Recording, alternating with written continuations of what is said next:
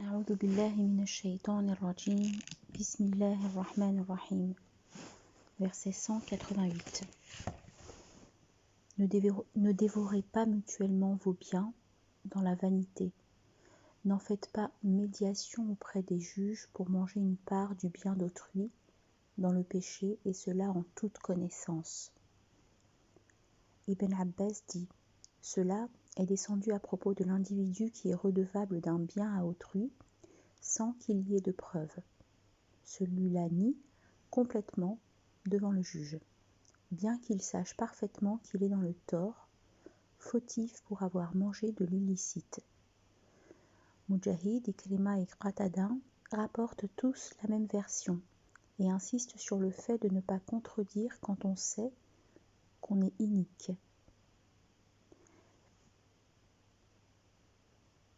Il est rapporté que le prophète alayhi salatu wassalam a dit: je ne suis qu'un humain, et il vient à moi l'adversaire.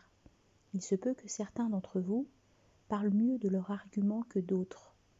Alors je tranche en leur faveur. Si je tranche au détriment d'un droit d'un musulman, sachez que cela est une part de feu. Donc aux bénéficiaires de la prendre ou de la laisser. Ce verset coranique et ce hadith donnent la preuve que la décision du juge ne change en rien la nature de la chose traitée. Cette décision ne peut rendre l'illicite licite et le licite illicite. Si le juge prend la bonne décision, le droit ne se perd pas. Mais dans le cas contraire, le juge obtient son salaire et le tricheur le poids de sa charge.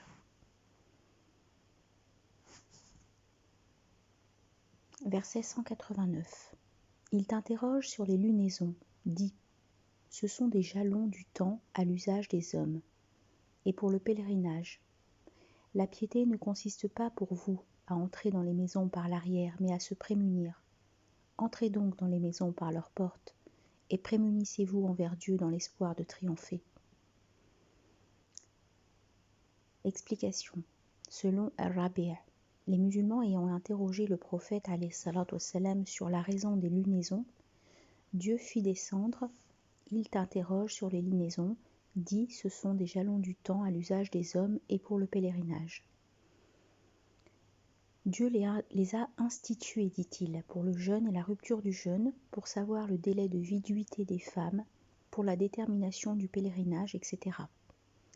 Il est rapporté que le prophète alayhi salatu wassalam a dit: Dieu a institué les lunaisons en tant que jalons à l'usage des hommes. Alors, jeûnez à la vue du croissant et déjeunez à sa vue.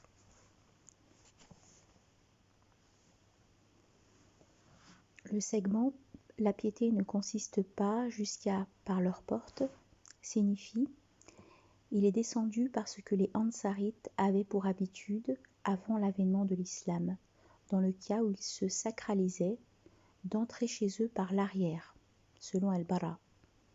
Certaines tribus possédaient ce rite dans la période du paganisme. Au cas où un membre de ces tribus se décidait à partir en voyage, sortait de chez lui avec cette intention, puis, se ravisant, revenait sur ses pas, il n'entrait pas par la porte, il faisait le mur par l'arrière, d'après Al-Hassan al-Basri. Le segment « Prémunissez-vous envers Dieu dans l'espoir de triompher » signifie: prémunissez-vous envers lui en agissant selon ses ordres et en vous prohibant ses interdits, dans l'espoir de triompher.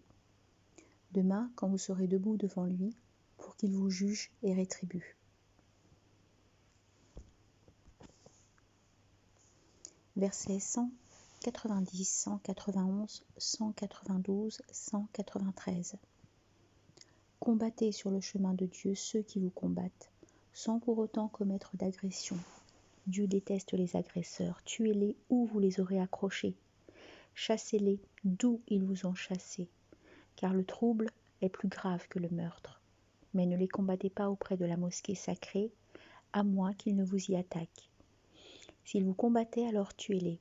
Telle est la rétribution des dénégateurs. Cependant, s'ils en finissaient, alors Dieu est tout pardon, miséricordieux. Ainsi, combattez-les jusqu'à ce qu'il n'y ait plus de trouble, et que la religion soit rendue à Dieu.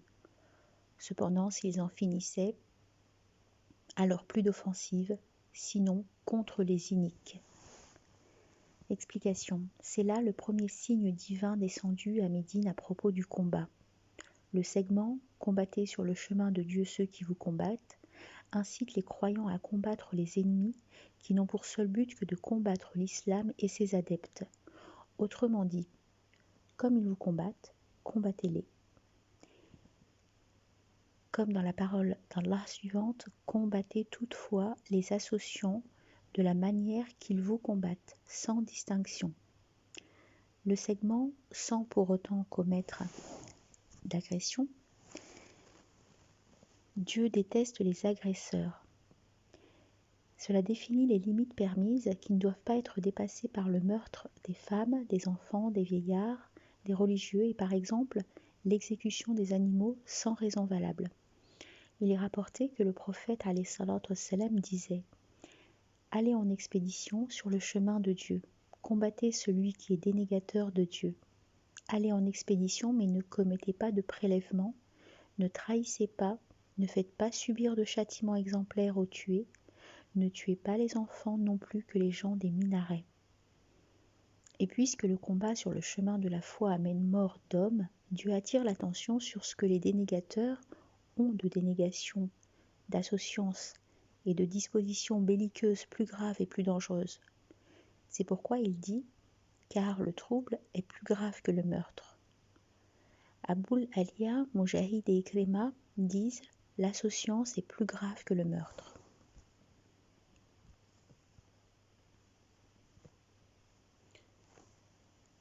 Le segment « mais ne les combattez pas auprès de la mosquée sacrée » est explicité par ce hadith. Ce pays-ci, Dieu l'a rendu sacré depuis qu'il a créé les cieux et la terre. Il est donc sacré par la sacralisation de Dieu, et cela jusqu'au jour de la résurrection. Le segment, cependant, s'ils en finissaient, alors Dieu est tout pardon miséricordieux, signifie que si les associants renoncent au combat près de la maison sacrée et s'en remettent à l'islam, alors Dieu leur pardonnera leurs fautes, même s'ils auront tué un des musulmans dans la maison sacrée. C'est ainsi que se fait le combat sur le chemin de la foi pour qu'il n'y ait plus de trouble, c'est-à-dire d'associance, et que la religion de Dieu l'emporte sur toutes les croyances. À une question sur l'homme qui combat avec courage et zèle pour la célébrité, mais conformément au combat sur le chemin de Dieu, le prophète alayhi salatu wassalam dit « Quiconque combat pour que la parole de Dieu prévale, celui-là est sur le chemin de Dieu. » Le segment, cependant, s'ils en finissaient, alors plus d'offensive sinon contre les iniques, signifie que s'ils renoncent à croire en l'associance et à livrer combat contre les croyants, personne ne doit alors les combattre. Et si quelqu'un les combat, il est inique. Dans ce cas, celui-là doit être poursuivi équitablement. C'est cela la signification qu'on donne à offensive dans ce contexte, c'est-à-dire, comme dans ce segment, qui vous agresse, agressez-le d'agression équivalente. Ou encore, dans ce segment, la rétribution d'une action mauvaise l'égalera en mauvaiseté. Ou encore, s'il vous faut punir, que la peine infligée n'excède pas celle subie. Verset 194. Moi sacré pour moi sacré. Tout ce qui est sacré est soumis au talion. Qui vous agresse, agressez-le d'agression équivalente. Mais prémunissez-vous envers Dieu et sachez bien que Dieu est avec ceux qui se prémunissent. Selon Ibn Abbas, quand le prophète est sorti en l'an 6 de l'Hégire pour un petit pèlerinage, les associants mécois lui ont interdit l'entrée de la Mecque. C'était pendant le mois de Dhul Qidda, un mois sacré. L'année suivante, dans le même mois, Dieu donna gain de cause au prophète alayhi salatu wassalam et ses compagnons, étant donné qu'ils entrèrent à la Mecque et y firent le petit pèlerinage. C'est pourquoi Dieu fit descendre « Moi sacré pour moi sacré, tout ce qui est sacré est soumis au talion. » Selon Jabir ibn Abdullah, le prophète alayhi salatu wassalam ne sortait jamais en expédition dans les mois sacrés, sauf lorsqu'il subissait une attaque.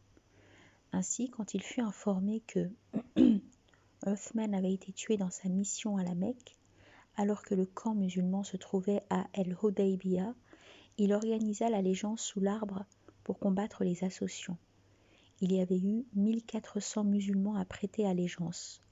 Mais lorsqu'il fut de nouveau informé que Uthman n'avait pas été tué, il arrêta les préparatifs de combat et opta pour la paix.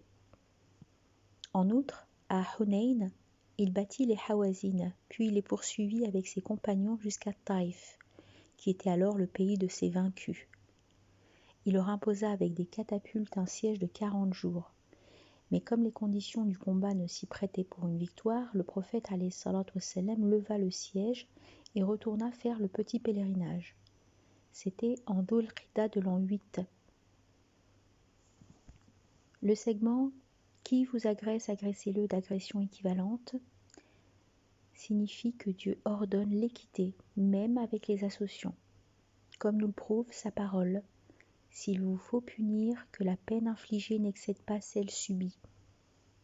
La rétribution d'une action mauvaise l'égalera en mauvaiseté. » Le segment « Mais prémunissez-vous envers Dieu et sachez bien que Dieu est avec ceux qui se prémunissent » signifie que les croyants doivent obéir et se prémunir envers Dieu par le soutien et le triomphe dans cette vie et la vie dernière.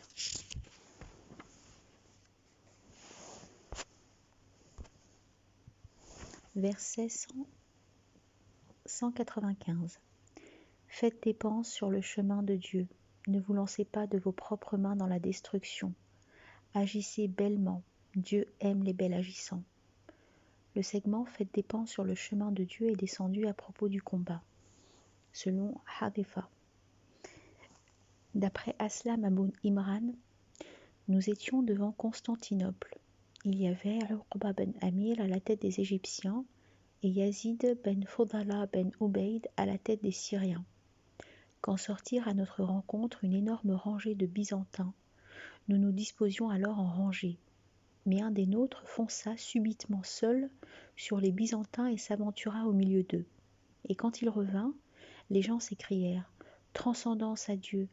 Il s'est lancé dans son propre chef dans la destruction. » C'est alors qu'Abu Ayyub dit « Ô gens, vous interprétez mal ce verset.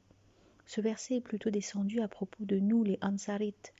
Quand Dieu octroya de la puissance à sa religion, en faisant augmenter le nombre de ses partisans, nous nous étions dit entre nous « Et si nous nous occupions maintenant de nos biens pour les restaurer ?» C'est pourquoi Dieu fit descendre ce verset. Verset 196. Accomplissez pour Dieu le grand pèlerinage et le petit pèlerinage. En cas d'empêchement, recourez alors à une offrande facile. Ne vous rasez pas la tête avant que l'offrande ne parvienne en son lieu.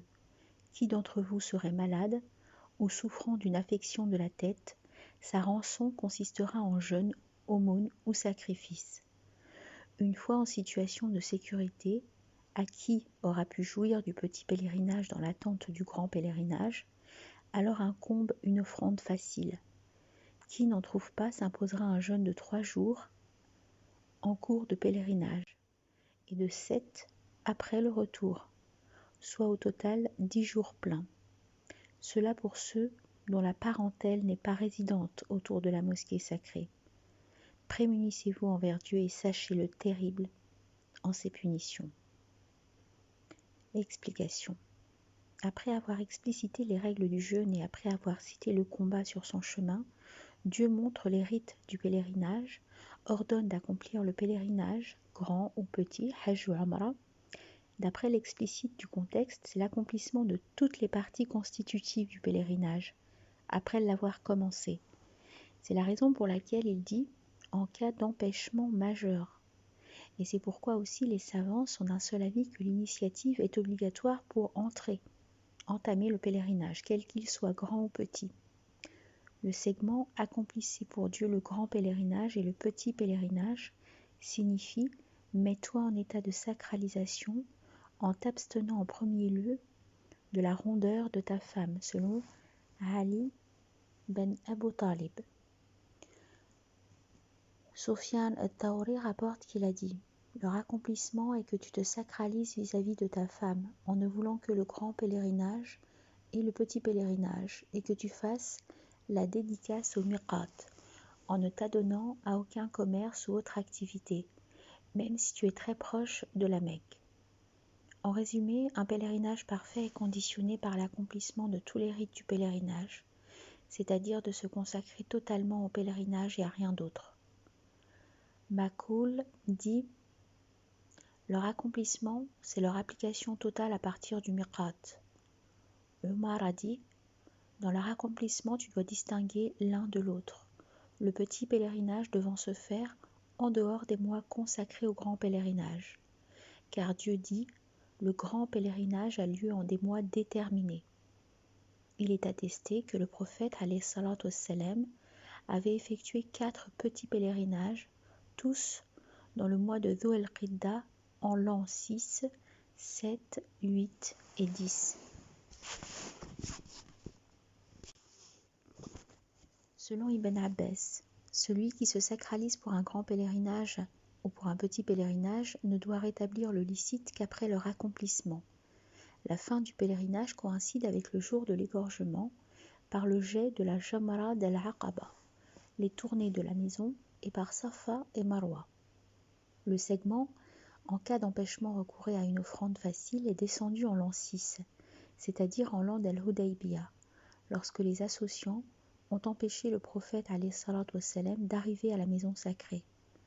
À cet effet, Dieu fit descendre toute la sourate de « Tout s'ouvre » et aussi la permission d'égorger les offrandes, de se couper les cheveux et de rétablir le licite.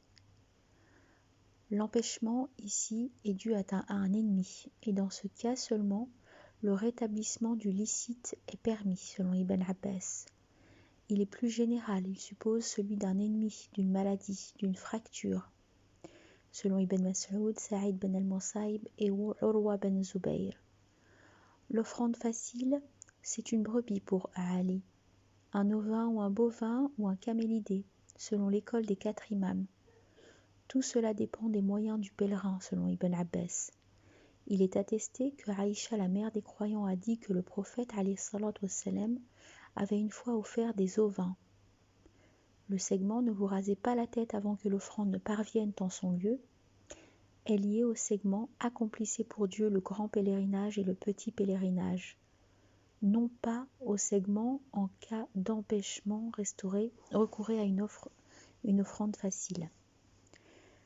Parce que, en l'an d'Al-Hudaybiyah, le prophète alayhi salatu wassalam et ses compagnons se sont coupés les cheveux et ont égorgé leur offrande lorsqu'ils ont constaté que les dénégateurs de Quraysh les empêchaient l'accès à la maison sacrée. Cependant, en cas de sécurité et d'accès ouvert, il n'est pas permis de se couper les cheveux avant que l'offrande ne parvienne en son lieu et que les rites du pèlerinage ne soient tous accomplis. Hafsa, rapporte-t-on, a dit: Ô envoyé de Dieu, qu'est-ce qui se passe avec les gens? Ils ont terminé le petit pèlerinage alors que toi tu n'as pas encore terminé ton petit pèlerinage. J'ai gominé ma tête, lui a-t-il répondu, et j'ai mis les guirlandes à mon offrande. Donc je ne rétablirai le licite qu'après que j'aurai égorgé.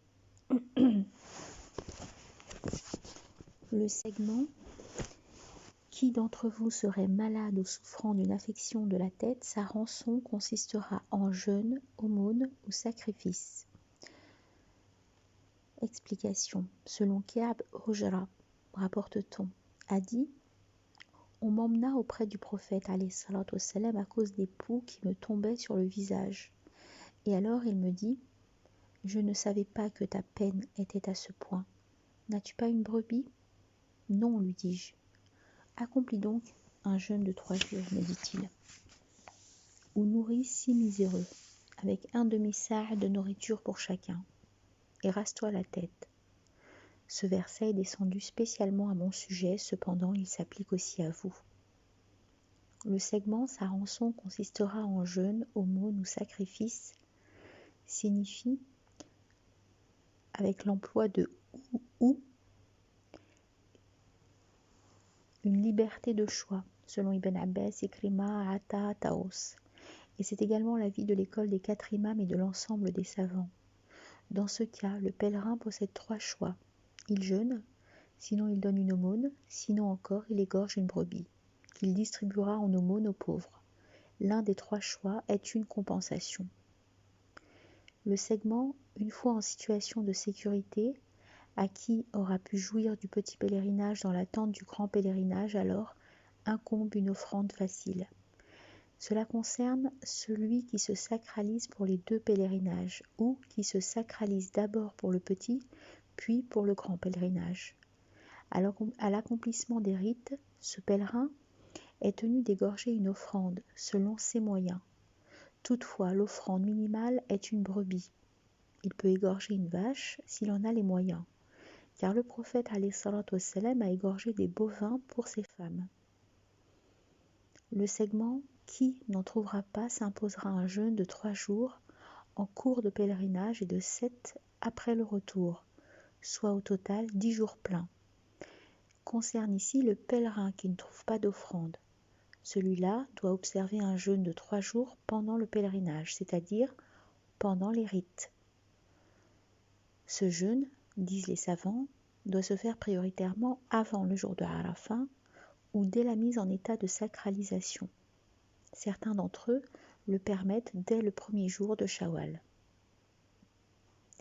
Ash-Shubi permet de jeûner le jour de Arafat ainsi que les 2 jours précédents. Ibn Abbas dit « Qui ne trouve pas d'offrande doit jeûner 3 jours pendant le pèlerinage, avant le jour de Arafat. Au cas où le jour de Arafat est le 3e, son jeûne sera complet avec les 7 jours, quand il reviendra chez lui. » Ibn Omar dit que le pèlerin jeûne le jour d'avant le jour del Tawriya, le jour de Tawriya et le jour de Arafat.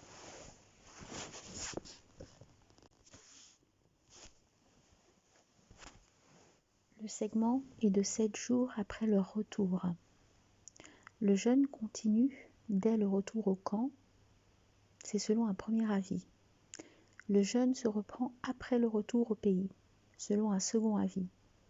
Il est rapporté que le prophète alayhi salatu wassalam a dit « Celui qui ne trouve pas d'offrande doit jeûner 3 jours en cours de pèlerinage, et 7 autres quand il rentre chez lui. » Le segment, soit au total 10 jours pleins, est, selon certains savants, une corroboration comme cela se fait dans le langage des Arabes. Voir de ses propres yeux, entendre de ses propres oreilles, écrire de sa propre main. Comme nous le prouve la parole d'Allah suivante, « Ni d'oiseau volant de ses 2 ailes, pas plus que tu n'en retraces de ta droite.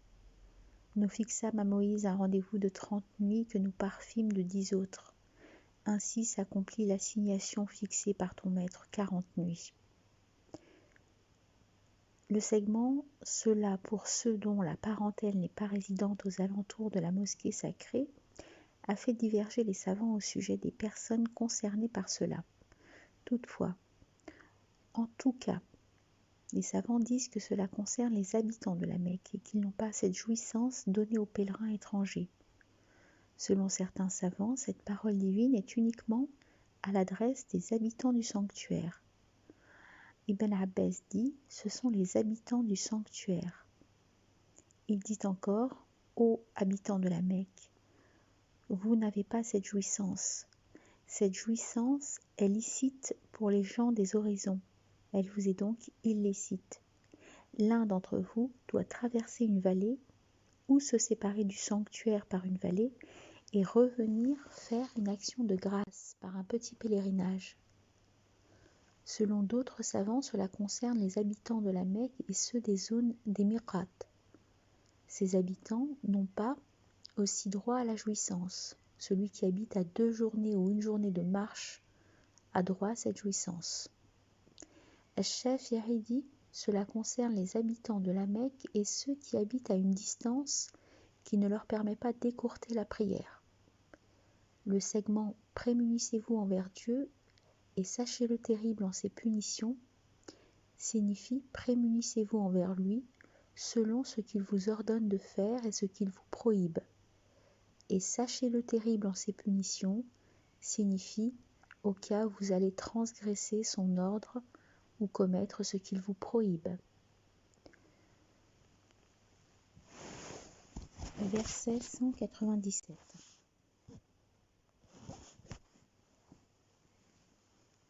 Le grand pèlerinage a lieu en des mois déterminés. Qui se l'impose durant ces mois s'abstiendra de rapports sexuels, de tout libertinage, de toute dispute en cours de pèlerinage. Ce que vous faites de bien, Dieu le connaît. Faites votre viatique. Le meilleur viatique consiste à se prémunir. Prémunissez-vous envers moi, ô doté de moelle. Le segment « Le grand pèlerinage a lieu en des mois déterminés » signifie le grand pèlerinage, disent certains savants, se fait en des mois connus et ainsi la sacralisation pour le pèlerinage est plus accomplie que toute autre sacralisation, même si cette dernière est valide. L'avis de la véracité de la sacralisation pour le pèlerinage est celui de toute l'école sunnite, Malik, Abu Hanifa, Ahmed, qui se réfère à la parole et il t'interroge sur les lunaisons, dit « Ce sont des jalons du temps à l'usage des hommes et pour le pèlerinage ». Shafi'i dit « La sacralisation pour le pèlerinage n'est vraie qu'en ces mois déterminés ». En cela, Shafi'i s'appuie sur Ibn Abbas, Jabir et Mujahid. Ibn Abbas dit « Personne ne doit se sacraliser pour le pèlerinage que dans les mois du pèlerinage, à cause de cette parole. Le grand pèlerinage a lieu en des mois déterminés. Il est dans la tradition de ne se sacraliser pour le pèlerinage que dans les mois de pèlerinage.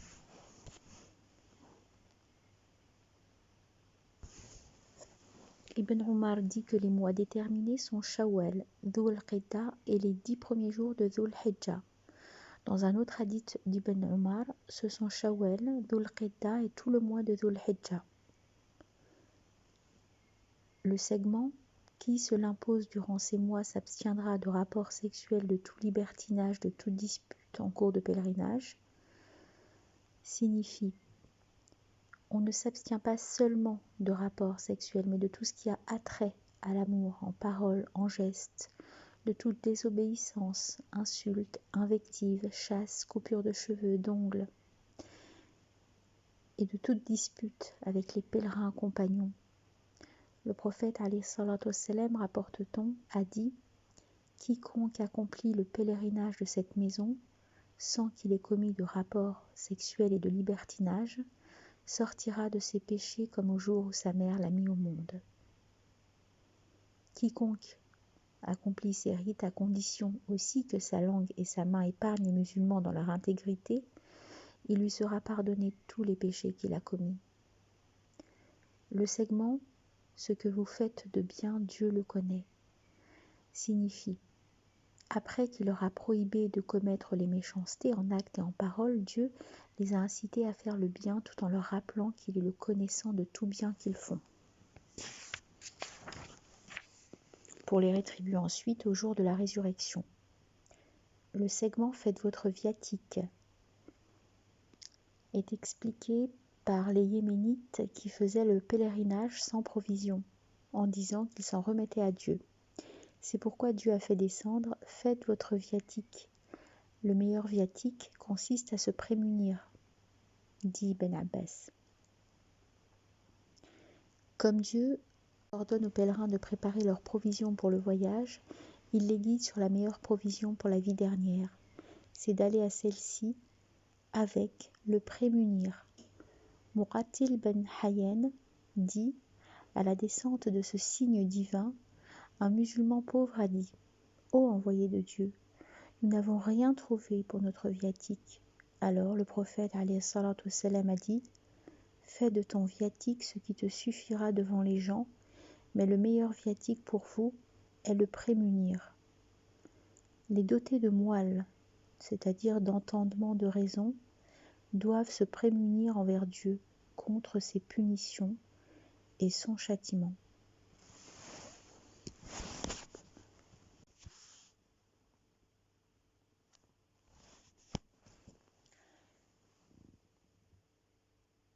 Le verset 198. Pas de faute pour vous, acquittez une grâce de votre maître.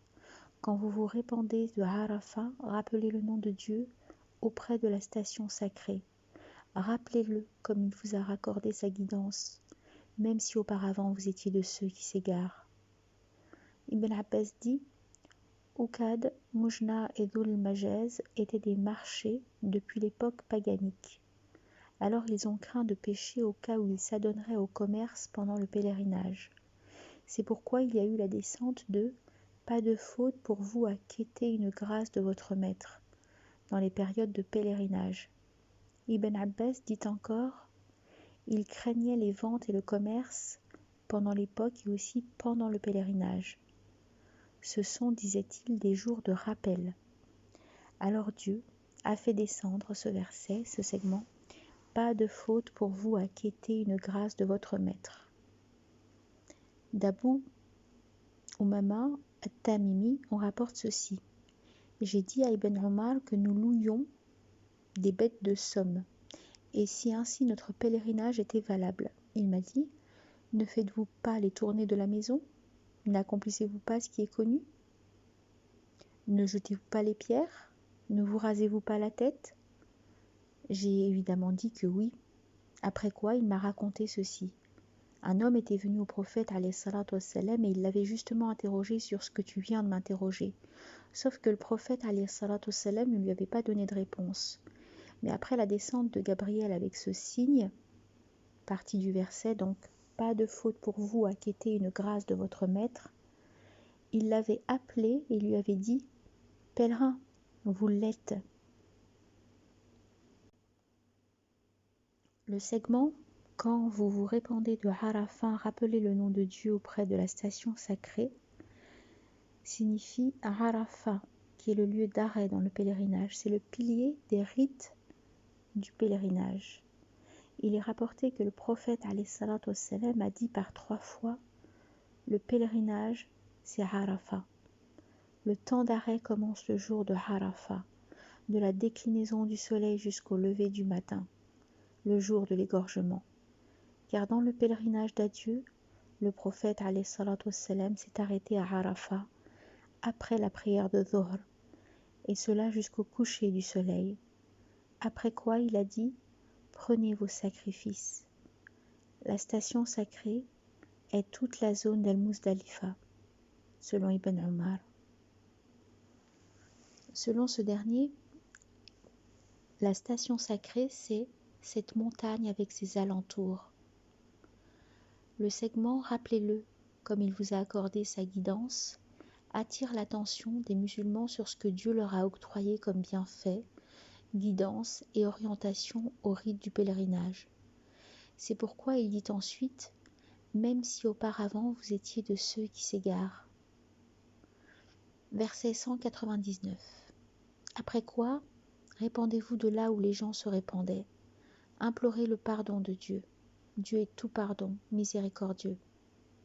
Selon Aïcha, Quraysh, et qui professait la même croyance, marquait l'arrêt à Al-Muzdalifa, pendant que le reste des Arabes le marquait à Arafat. Après l'avènement de l'islam, Dieu a ordonné à son prophète alayhi salatu wassalam de se rendre à Arafat et d'y marquer l'arrêt, et puis de se répandre de là.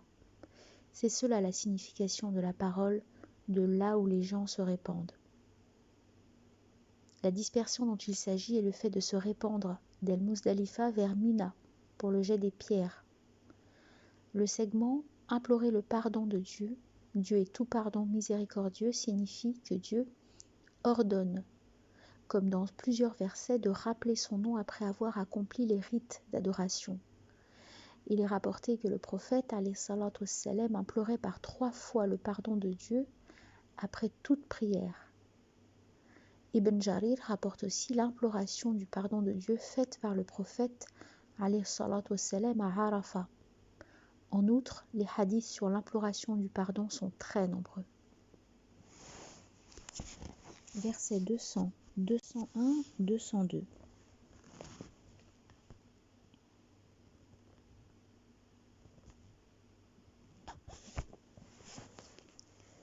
Après vous être acquittés de vos rites, rappelez le nom de Dieu comme vous faites celui de vos pères, voire d'un rappel plus intense. Il en est parmi les gens qui disent « Notre Maître, donne-nous dans cette vie ». Ceux-là n'auront nulle part de la vie dernière. D'autres disent « Notre Maître, donne-nous un bienfait dans cette vie-ci et dans la vie dernière un bienfait, et préserve-nous du châtiment du feu. Ceux-là auront une part de ce qu'ils se seront acquis. Dieu est prompt à faire le compte. Explication. Dieu ordonne aux musulmans de se dépenser dans son rappel après l'accomplissement de leur rite. Ibn Abbas dit, durant l'ignorance, les gens marquaient l'arrêt en pèlerinage et alors chacun disait « Mon père nourrissait, mon père portait les armes, il portait le prix du sang. » Ils n'avaient de narration que les actions de leur père. C'est pourquoi Dieu a fait descendre sur Muhammad alayhi salatu wassalam le verset « Rappelez le nom de Dieu comme vous faites celui de vos pères, voire d'un rappel plus intense. » Le segment, il en est parmi les gens qui disent « Notre Maître, donne-nous dans cette vie-ci. » Ceux-là n'auront nulle part de la vie dernière. Le blâme s'adresse à ceux qui font des invocations uniquement pour les choses sur la vie terrestre. Ibn Abbas dit « Il en avait parmi les Bédouins qui venaient à la station sacrée rien que pour dire « Dieu, fasse de cette année une année de pluie, une année fertile, une année de bonne naissance, et sans rien rappeler des choses de la vie dernière. » C'est pourquoi Dieu a fait descendre. Il en est parmi les gens qui disent « Notre Maître, donne-nous dans cette vie-ci. » Ceux-là n'auront nulle part de la vie dernière. Et c'est pour cela aussi que Dieu a fait l'éloge de ceux qui invoquent pour les choses de la vie d'ici-bas et les choses de la vie dernière, quand il a fait descendre le verset « D'autres disent, notre Maître, donne-nous un bienfait dans cette vie-ci et dans la vie dernière un bienfait, et préserve-nous du châtiment du feu. » Cette invocation du croyant englobe donc tout bien terrestre, santé, conjoint agréable, fortune suffisante, savoir utile, demeure accueillante, etc. Et le bienfait de la vie dernière qui est de triompher du jardin. Mais cela ne peut se conquérir que si l'on se conforme aux prescriptions et aux proscriptions divines. Al-Qasim Abu Abdurrahman dit « Qui donne un cœur reconnaissant, une langue rappelante et un corps patient, a dans cette vie-ci un bienfait, et dans la vie dernière un bienfait, et est préservé du châtiment du feu. » Étant donné l'importance de cette invocation, la tradition incite à la reprendre constamment. Il est rapporté que le prophète alayhi salatu wassalam disait dans ses invocations « Dieu notre Maître, donne-nous un bienfait dans cette vie-ci et dans la vie dernière un bienfait, et préserve-nous du châtiment du feu. » Allahumma atina fid dunya hasana wa fil akhirati hasana wa qina adhaban nar. Verset 203. Rappelez Dieu pendant les jours comptés. Cependant, qui les abrège en 2 jours n'encourt nul péché. Qui les prolonge n'encourt aucun péché à condition de se prémunir. Donc prémunissez-vous envers Dieu et sachez que vers lui vous serez rassemblés. Explication selon Ibn Abbas, les jours comptés sont les jours de Tashriq, les jours déterminés sont les jours d'Al-Hishr. Ikrima veut dire que cela signifie le takbir dans les jours d'At-Tashriq. Après les prières obligatoires, en raison du hadith suivant, les jours d'At-Tashriq sont des jours de manger, de boire et de rappel de Dieu. Aïcha rapporte que le prophète alayhi salatu wassalam a prohibé le jeûne des jours d'At-Tashriq parce qu'il a dit « Ce sont des jours de manger, de boire et de rappel de Dieu. » Ibn Abbas dit « Les jours comptés sont au nombre de 4, le jour de l'égorgement et les 3 jours suivants. » Ali ibn Abu Talib dit que ce sont 3 jours, c'est-à-dire le jour de l'égorgement et les 2 suivants. L'avis d'Ibn Abbas est toutefois le plus connu parce que corroboré de l'explicite du verset. Le rappel de Dieu se fait par les offrandes sacrifiées après l'accomplissement des prières et en toutes circonstances, et cela du jour de l'égorgement jusqu'au dernier des jours de Tashriq. Ce rappel du nom de Dieu commence le jour de Arafah après la prière de Subh et prend fin le dernier jour de Tashriq à la prière de Asr, c'est-à-dire au dernier jour du départ des pèlerins. Les tournées autour de la maison sacrée est-il rapporté dans la tradition. Les courses entre Safa et Marwa, le jet des pierres, ont été instaurées pour plutôt rappeler le nom de Dieu, le Tout-Puissant, le Miséricordieux. Versets 204, 205, 206 et 207.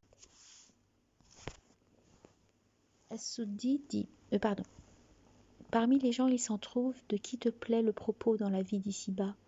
Tel va jusqu'à prendre Dieu à témoin de ce qu'il a dans le cœur. Or, il est le plus retors des adversaires. À peine a-t-il tourné le dos qu'il se démène sur la terre à y faire dégâts, à ruiner la bourre, engendrement. Or Dieu déteste le dégât. On put bien lui dire « Prémunis-toi envers Dieu ». La puissance le prend par le péché. Sa suffisance est la géhenne, exécrable couche. Parmi les gens, il s'en trouve qui, en vue de la satisfaction de Dieu, achètent leur personne. Dieu est tendre envers ses adorateurs. Explication. Selon As-Suddi, ce signe est descendu au sujet d'Al-Akhnas ben Shariq, qui était allé voir le prophète alayhi salatu wassalam, pour lui faire savoir qu'il avait embrassé l'islam, alors qu'au fond de lui-même, il y avait tout à fait le contraire. Ibn Abbas dit « Ce signe a été descendu au sujet des hypocrites qui avaient tenu des propos vicieux sur Khubayb et ses compagnons tués à Al-Raji'a. » Un autre avis dit que ce signe est de portée générale sur tout hypocrite et sur tout croyant. Muhammad ben Ka'b dit que le signe descendu à propos d'un individu particulier, puis est devenu de portée générale. Le segment tel va jusqu'à prendre Dieu à témoin de ce qu'il a dans le cœur, or il est le plus retors des adversaires. L'individu dit du bout des lèvres qu'il est musulman, mais devant Dieu il s'accroche à sa dénégation et son hypocrisie. Comme le prouve cette parole, ils peuvent se cacher des hommes, mais ils ne peuvent se cacher de Dieu. Le prophète alayhi salatu wassalam, rapporte-t-on, a dit « Le plus détesté des hommes par Dieu est l'adversaire retors ». Le segment « À peine a-t-il tourné le dos qu'il se démène sur la terre à y faire dégâts, à ruiner la bourre, engendrement » parle de ce genre d'individu à un discours retors non accompagné de mauvaises actions. Ainsi est son discours et ainsi est son action mauvaise. Tel est l'hypocrite. Il n'a pour objectif que le dégât sur la terre et la ruine des gens. Le segment « On peut bien lui dire prémunis-toi envers Dieu, la puissance le prend par le péché » signifie que si on exhorte cet impudique à se corriger et à suivre le chemin de la vérité, en lui conseillant de se prémunir, il refuse, s'échauffe de zèle et de furie dans le péché, comme nous le prouve la parole suivante. Si on leur récite comme preuve nos signes, tu reconnais sur la face des dénégateurs de la répulsion. Peu s'en faut qu'ils ne fassent violence à qui leur récite nos signes. Dis, puis-je vous faire pire annonce ? Le feu, Dieu l'a promis aux dénégateurs, destination funeste. Et c'est pour cela que sa demeure sera la géhenne. Le segment, parmi les gens, il s'en trouve qui, en vue de la satisfaction, achètent leur personne, montre les traits louables des croyants. Ibn Abbas dit que ce signe est descendu à propos de Suhaib al-Rumi, qui embrassa l'islam. Quand il se décida de s'exiler à Médine avec ses biens, les gens l'en empêchèrent et lui dirent qu'il pourrait s'expatrier même sans ses biens. Il accepta le marché et se délivra d'eux. Après quoi Dieu fit descendre ce signe. Suhaib fut accueilli en dehors de Médine, à la limite d'Al-Hara, par Omar bin al-Khattab et un groupe de musulmans, pour l'informer de la descente du signe et le féliciter de la bonne vente. Il est rapporté que le prophète alayhi salatu wassalam a dit « Suhaib a gagné la vente. Selon la majorité des exégètes, la descente de ce signe concerne tout combattant sur le chemin de Dieu, comme le prouve la parole suivante. Dieu a acheté des croyants leurs personnes et leurs biens. En contrepartie, ils auront le jardin. Ils combattent sur le chemin de Dieu, par conséquent ils tuent, et ils sont tués. Versets 208 et 209. Vous qui croyez, entrez dans la paix dans sa totalité. Gardez-vous de suivre les traces de Satan. Il est pour vous un ennemi déclaré. Si vous glissez après que vous sont venues les preuves, sachez bien que Dieu est puissant et sage. Explication. Dieu ordonne à ses adorateurs qui croient en ses envoyés de s'en tenir à toutes les règles de l'islam, de se conformer à toutes ses prescriptions et de se tenir à l'écart de ses proscriptions. La paix, c'est l'islam, selon Ibn Abbas. C'est l'obéissance, selon Az-Zahhaq et Abul Aliya. Le premier avis est le juste, car les croyants ont reçu ordre de se conformer à toutes les parties constitutives de la croyance, ainsi qu'aux lois de l'islam. Ibn Abbas dit « Ceci concerne les croyants d'entre les gens du livre, parce que, en croyant en Dieu, ils s'en tiennent à quelques ordres de la Torah. C'est pourquoi Dieu dit « Entrez dans la paix dans sa totalité ». Autrement dit, embrassez les lois de la religion de Mohammed sans rien en abandonner. Le segment « Gardez-vous de suivre les traces de Satan »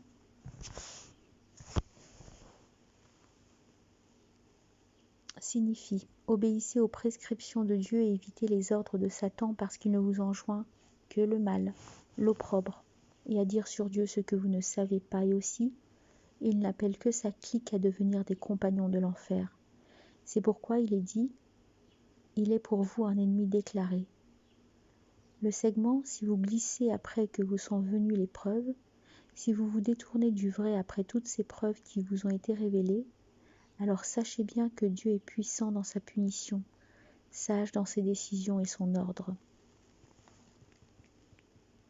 Le verset 210. Qu'attendent-ils sinon que Dieu leur vienne dans une nuageuse pénombre et les anges avec lui et que tout soit fini? À Dieu est ramenée toute chose.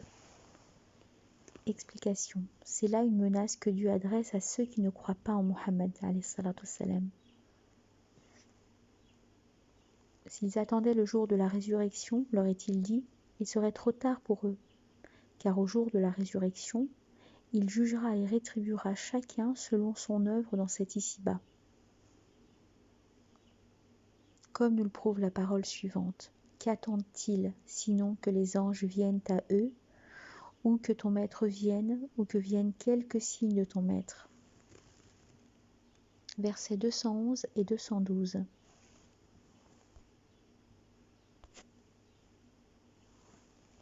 Interroge les fils d'Israël. Combien ne leur avons-nous pas apporté de signes explicites? Gare à qui aura changé le bienfait de Dieu après qu'il lui ait échu. Dieu est terrible en sa punition. Elle se pare bien la vie de ce monde, aux yeux des dénégateurs, qui tournent aussi en dérision les croyants. Mais ceux qui se prémunissent seront placés plus haut qu'eux au jour de la résurrection. Dieu pourvoit qui il veut, sans compter. Explication. Dieu informe combien les fils d'Israël virent de signes manifestes, explicites, avec le prophète Moïse. Le bâton, la traversée de la mer, le jaillissement de l'eau, l'écaille, etc. En dépit de tout cela, bon nombre d'eux se détournèrent de la guidance divine pour la dénégation, l'errance. Ceux-là et leurs semblables verront certainement que Dieu est terrible en sa punition.